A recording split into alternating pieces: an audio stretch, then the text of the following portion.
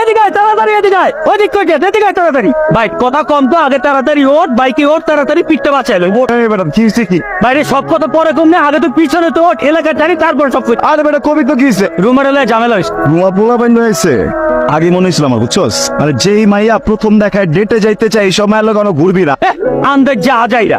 আরে বেটা দোষ অর নাই, দোষ আছে লোকে তোর দোষ, তোর রক্তের দোষ, তোর পুরো বংশ দোষ। তারপর মাইরে না রাত সব ফালাই দেবো তোর। কি আর করবো, এত কষ্ট কইরা এত টাইম খরচ করে রুমারে তোর লেগে ম্যানেজ করলাম, আর তুই পুরো চেষ্টা না তো পানি ফালাই দি। কি করছে এটা কতই আমারে? আর তুই কি করবি? তোর গোষ্ঠী আছে না, তোর বংশ, তোর রক্ত, তোর কাজিন।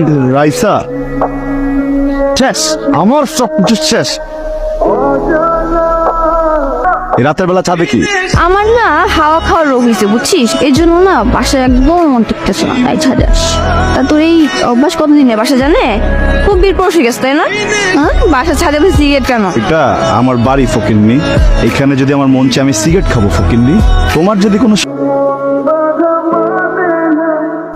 কয়দিন তো তোরা তো গাইড লাইছিস, তোরা মনে তো থাপতে রাত সব ফালাই দেওয়া উচিত। তুই আমার জীবনটা সর্বনাশ করে দিছিস তুই। সর্বনাশ? আমি তোর সর্বনাশ কর? আরে দূর বেটা, সর্বনাশ কয় বাংলা সিনেমার নাই। ওরে মা, মা, ছোট মা বাসায় নাই, যা বলবে আমাকে বল। এই ফকিন্নি, আমার মারে ফকিন্নি, যেই কথা আমি বলবো ফকিন্নি, সেটা কি তোকে বলে লাভ? তাই হওয়া উচিত না? তুই হয়তো কালকে রাতের কথা ভুলে গেছিস। হ্যাঁ, আজকে থেকে আমি যা বলবো ওইটাই তোর করতে হবে।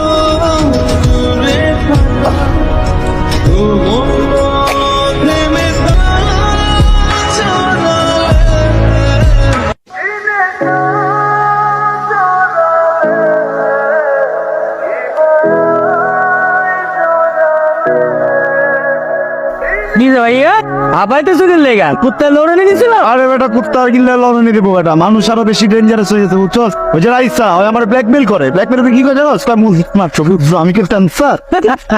ও নো ভাইয়া, তোর এই কাজিনটারে চুলের মুঠিটা ধইরা একটা চিম্মা মেরা দে।